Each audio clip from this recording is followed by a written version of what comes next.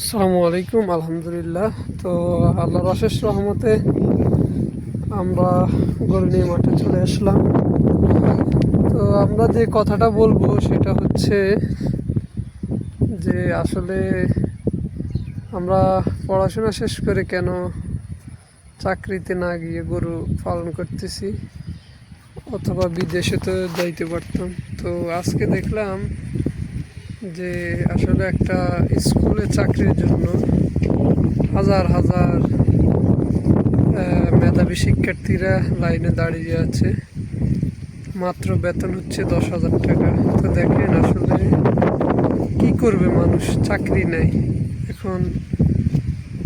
যদি দুই একটা বিজ্ঞাপন হয়, এগুলোতে হাজার হাজার শিক্ষিত লোক দাঁড়িয়ে থাকে। তো তার প্রেক্ষিতে আমরা চিন্তা করলাম এই যে আপনার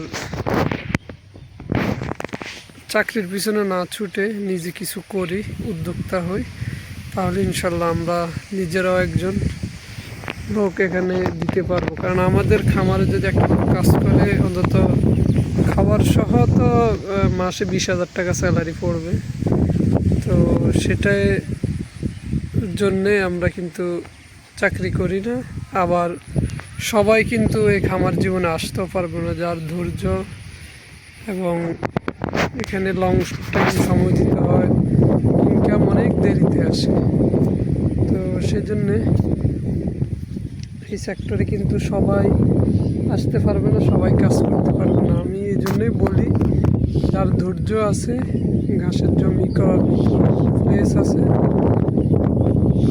সে যেন এই সেক্টরে আসে। কারণ সবাই আসলে কিন্তু ধরা খাবার বন্ধ হয়ে যাচ্ছে।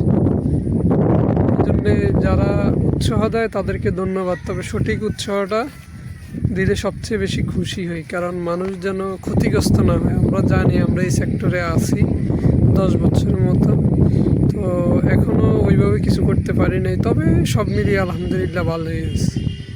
ভালো থাকবেন। আসসালামু আলাইকুম।